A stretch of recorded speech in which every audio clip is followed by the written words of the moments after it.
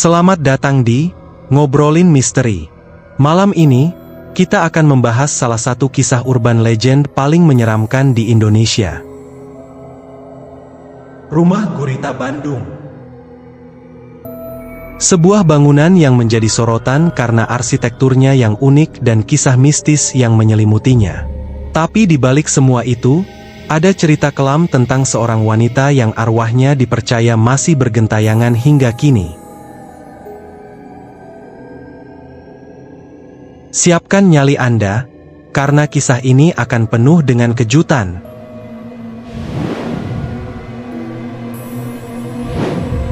Rumah Gurita terletak di kawasan Bandung, tepatnya di Jalan Sukadamai. Bangunan ini mendapatkan julukan Rumah Gurita, karena terdapat patung gurita raksasa di atapnya. Patung itu menjadi ikon sekaligus teka-teki bagi masyarakat sekitar. Banyak yang mengira rumah ini adalah tempat ritual rahasia atau markas sekte misterius. Bagaimana kisah selengkapnya? Jangan lupa untuk subscribe dan tekan tombol like untuk mendukung channel ini berkembang. Karena dukungan kalian sangat membantu bagi kami. Baiklah, mari kita obrolin dengan tuntas di channel Ngobrolin Misteri.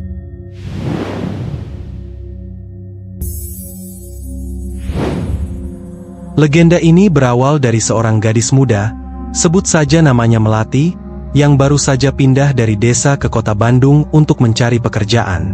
Dengan wajah cantik dan kepribadian yang ramah, Melati menjadi perhatian banyak pria, termasuk beberapa orang yang tinggal di sekitar rumah itu. Menurut cerita yang beredar, Melati diundang ke rumah ini oleh seorang pria kaya yang menawarkan pekerjaan. Awalnya, Melati mengira ini adalah kesempatan besar untuk memulai hidup baru di kota. Namun, setibanya di sana, ia langsung dihadapkan pada suasana yang mencekam. Setelah berada di dalam rumah, Melati disekap di dalam sebuah kamar. Dia dipaksa untuk mengikuti sebuah ritual aneh, di mana tubuhnya dilukis dengan simbol-simbol aneh. Melati juga tidak diberi makan. Setiap hari dia hanya diberi minum saja agar menjadi semakin lemas. Tak hanya sampai di situ, dalam ritual tersebut, Melati menjadi korban pelecehan yang brutal. Dia mencoba melawan, namun jumlah orang yang di sana membuatnya tak berdaya. Tubuhnya dinodai, dan jeritan minta tolongnya hanya menggema di dalam dinding rumah yang dingin. Tidak berhenti di situ, para pelaku juga melakukan kekerasan fisik hingga akhirnya Melati kehilangan nyawanya. Menurut kabar, tubuhnya tidak dimakamkan secara layak, melainkan dibuang atau dikubur di ruangan bawah tanah di rumah itu. Hingga kini, keberadaan jasadnya tidak pernah ditemukan.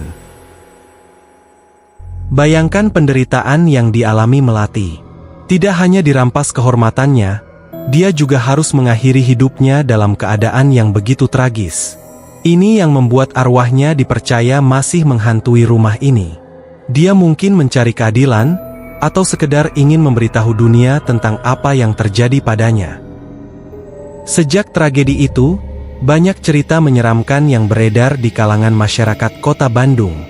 Rumah Gurita menjadi tempat yang dihindari, terutama di malam hari.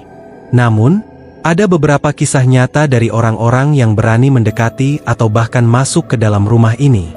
Berikut beberapa kisah nyata tentang kengerian rumah Gurita.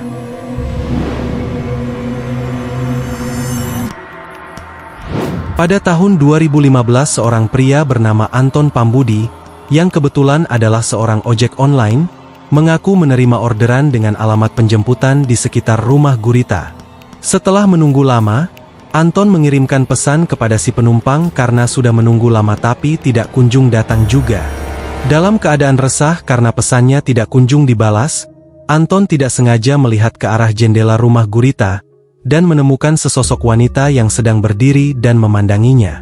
Karena Anton berpikir mungkin itu adalah penumpang yang ia cari, Anton pun melambaikan tangan untuk menegaskan bahwa ia telah datang untuk mengantarnya.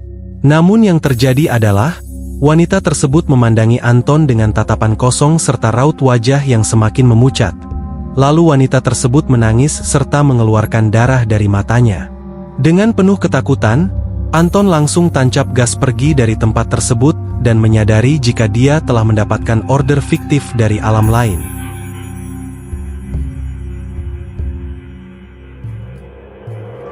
Cerita lain datang dari seorang penjaga keamanan yang bertugas di sekitar lokasi.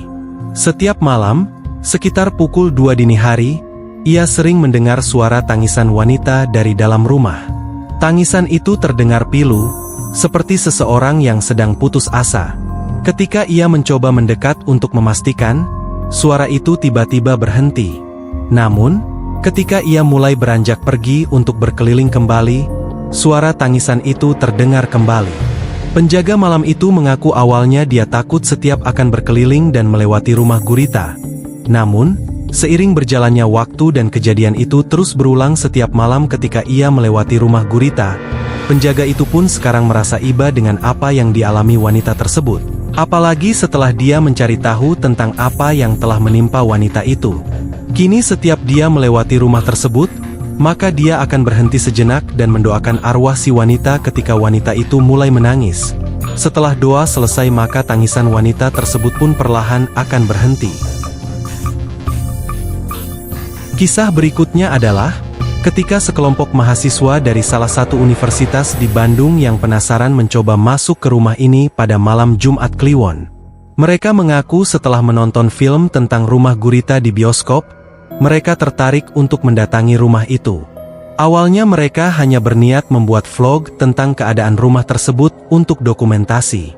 Namun, setelah berjalan mengelilingi bagian dalam rumah, tepat di depan sebuah kamar, salah satu dari mereka tiba-tiba berteriak histeris dan jatuh ke lantai.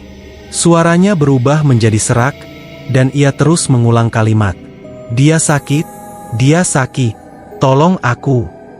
Dengan keadaan panik, kelompok itu akhirnya meninggalkan rumah tersebut tanpa menyelesaikan eksplorasi mereka.